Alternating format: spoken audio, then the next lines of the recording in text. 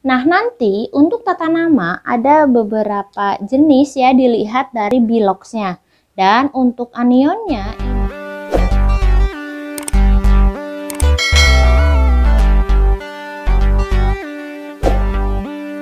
halo, ketemu lagi di channelnya Irma Safitri, channel yang membahas materi pelajaran kimia. Pada kesempatan kali ini kita akan membahas tentang kimia unsur golongan 7A, yaitu halogen. Sebelum menyaksikan video kita kali ini, jangan lupa untuk dukung terus channel kita dengan cara subscribe channelnya dan nyalakan notifikasi loncengnya supaya kalian dapat update informasi mengenai pembelajaran kimia yang lainnya. Oke, selamat menyaksikan. Oke, untuk anggotanya golongan 7A ini adalah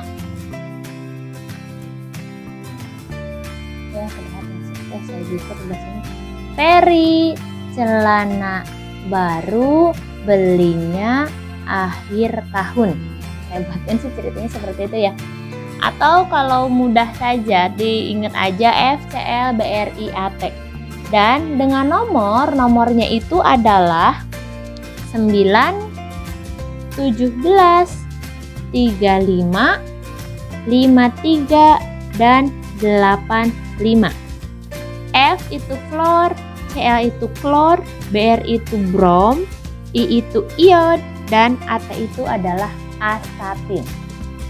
Dengan konfigurasi di sini berarti F adalah 2, 7, Cl 2, 8, 7, terus kemudian ada Br 2, 8, 18, 7, terus ada I atau iod 2, 8, 18, 18, 7, dan di sini astatin 2, 8, 18, 32, 18, 7. Dan ini adalah konfigurasi atau jumlah elektron terakhir yang ada pada unsur halogen. Nah, cirinya apa aja sih ketika dia tergolong unsur halogen? Oke, kita nyambung ke sini ya. Dari sini bisa kita lihat kalau untuk halogen dia punya elektron valensi sama dengan 7. Semuanya seperti itu ya. Dan dengan elektron valensi sama dengan 7, maka dia punya konfigurasi elektron yang terakhirnya itu adalah Ns2np5. Jadi kalau dijumlahkan itu harus 7. Kemudian di sini kalau ketika kita berbicara mengenai unsur sebelumnya yaitu gas mulia ya, gas mulia itu kan dia cenderung apa ya namanya, cenderung stabil, tapi kalau ini dia itu sangat reaktif ya. Kenapa dia bisa reaktif?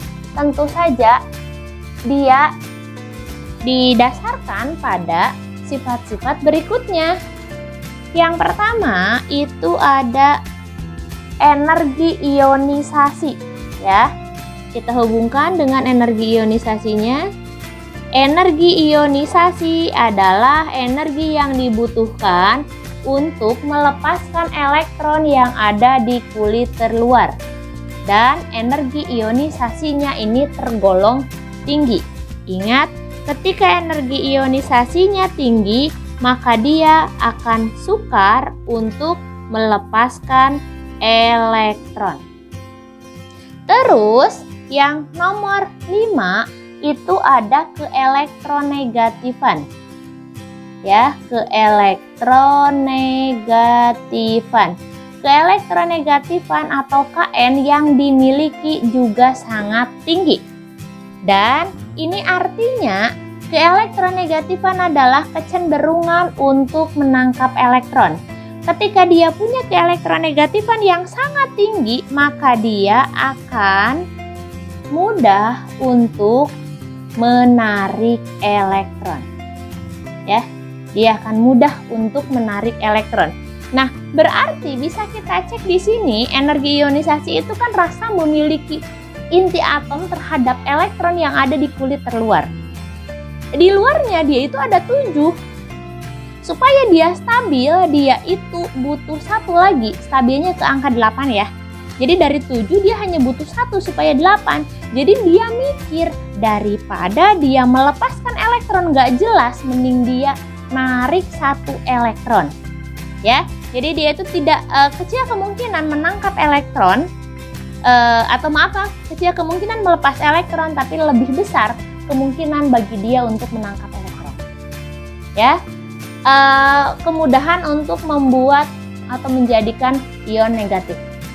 Dan di sini ketika dia itu sukar melepas elektron dan mudah menangkap elektron, maka di sini golongan 7A atau halogen itu adalah oksidator yang kuat. Oksidator kuat di sini berarti kan dia mudah mengalami reduksi, ya kan? Mudah mengalami reduksi, artinya mudah bagi dia untuk membentuk ion negatif. Jadi dari sini kita tahu bagaimana dia ceritanya bisa bersifat reaktif ya. Reaktifnya dalam hal apa? Reaktif karena dia sangat-sangat mudah untuk menangkap elektron. Oke, nomor 7 cirinya itu adalah ini untuk golongan 7A, dia itu bisa bereaksi dengan logam dan bisa bereaksi dengan non-logam. Dan jika bereaksi dengan logam, ya, dia akan membentuk senyawa ion atau berikatan ion. Akan membentuk senyawa ion. Dan nyambung, jika bereaksi dengan non-logam akan membentuk senyawa kovalen. Ya, jadi reaktif mudah bereaksi dengan yang lain, baik itu dengan logam ataupun dengan non-logam. Yang ke-9, ini salah satu ciri atau sifatnya adalah halogen itu dia stabil dalam bentuk diatomik, ya, atau X2. Jadi dia bisa stabil hanya ketika mereka berdua. Karena kalau mereka sendiri, mereka akan sangat reaktif. Yang 10, ketika kita hubungkan dengan sifat periodik. Ingat, anggotanya untuk golongan 7A adalah F, Cl, Br, I, dan At. Saya kasih 2 panah lagi ya. Ada panah ke atas dan ada panah ke bawah. Kemana arah panah menuju, maka kesanalah sifat itu akan lebih dominan. Ya. Yang pertama, kita lihat untuk panah ke bawah, artinya yang dia besar dari atas ke bawah. Apa aja nih? Yang pertama ada jari-jari.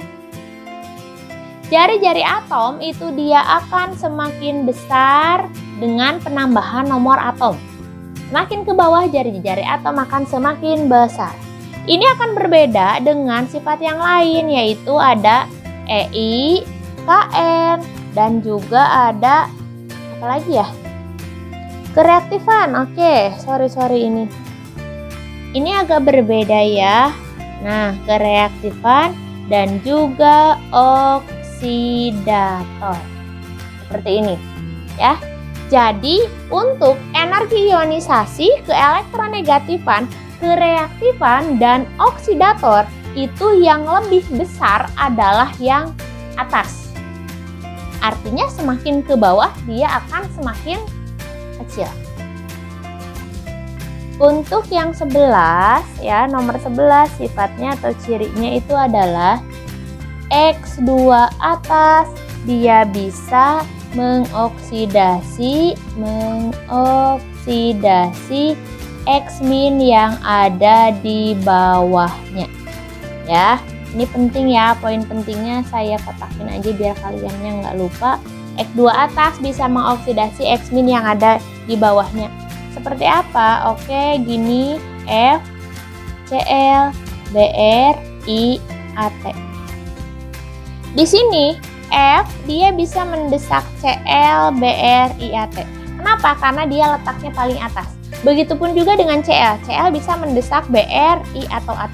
Tapi di sini yang lainnya I dia tidak bisa ke F, Br tidak bisa ke Cl. Oh no, ini nggak bisa. Dalam reaksi nanti seperti apa reaksinya? X2 atas, kalau ada F2 ditambah Cl-, ya Cl-, ini dia bisa bereaksi. Jadi F- tambah Cl2. Tapi kalau nanti kalian menemukan ya di sini I2 ditambah dengan Cl-, oh no, ini tidak bisa bereaksi. Kenapa? Karena posisi yang bentuk di atomik atau F2 dia lebih besar, lebih atas dibandingkan dengan Cl, berarti reaksi akan berlangsung. Tapi ketika unsur di atomiknya atau X2-nya dia letaknya di bawah seperti I ini, maka dia tidak akan bisa bereaksi. Terus juga untuk wujudnya ya. Untuk wujudnya nomor 12 di sini, ingat F2 dan Cl2 itu dia berbentuk gas. Sedangkan Br2 itu bentuknya adalah cair dan I2 bentuknya adalah berupa padatan. Ya. Dan ini nanti semakin ke bawah berarti titik didihnya akan semakin tinggi. Kenapa? Karena ini berpengaruh terhadap bentuk dasar pada suhu kamar. Nomor 13 kita punya di sini adalah pembuatan halogen.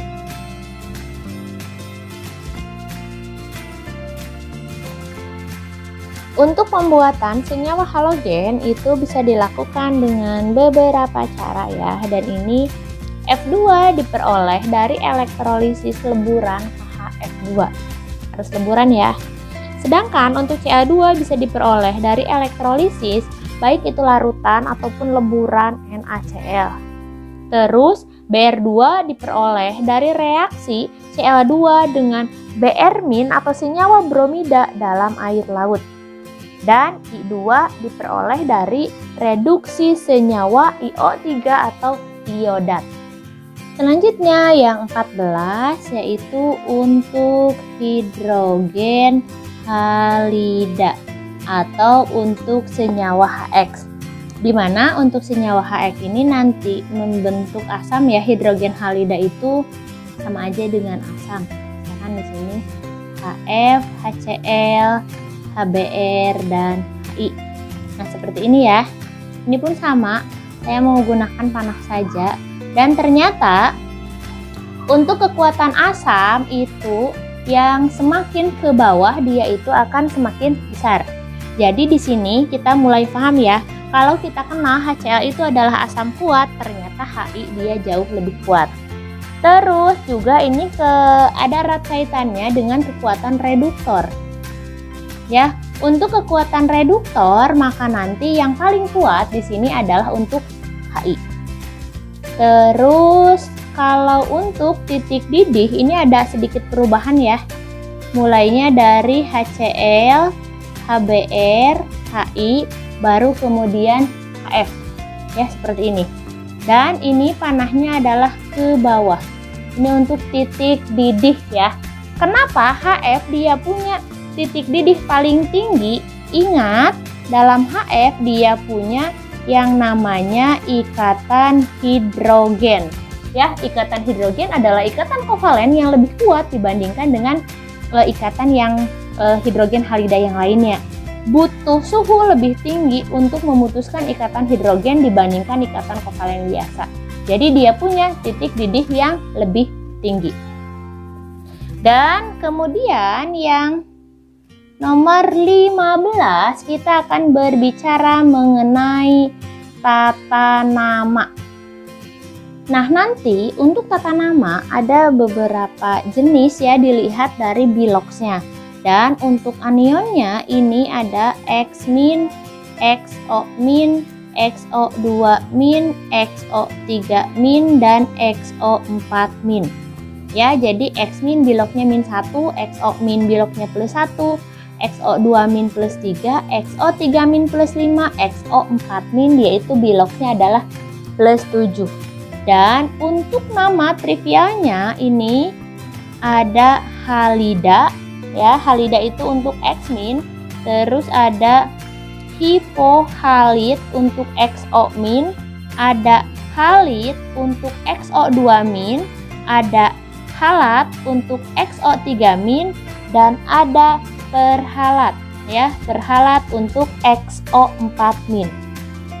Jadi nanti ini ketika kita memberikan nama, kita ubah aja halnya, kita hilangin, ganti dengan nama unsur. Misalkan klor, klorida, hipoklorit, klorit, klorat, perklorat. Tapi ini akan berbeda ya dengan nama IUPAC. Untuk nama IUPAC nanti semuanya hampir mirip ya. Pertama, ini masih Halida sama. Nah, di sini untuk nama IUPAC hanya satu, pakai saja halat. Tapi kita pakai bilangan Romawi. Halat 1 berarti adalah halat dengan bilok plus 1. Terus ada halat 3, ada halat 5, dan ada halat 7. Jadi nanti ini akan tergantung dari jumlah biloknya. Biloknya 7 ya berarti plus 7. Oke, itu tadi materi kimia unsur tentang golongan 7A atau halogen. Terima kasih sudah menyaksikan video kita kali ini. Jangan lupa untuk like, komen, dan subscribe, serta share video ini jika dirasa bermanfaat.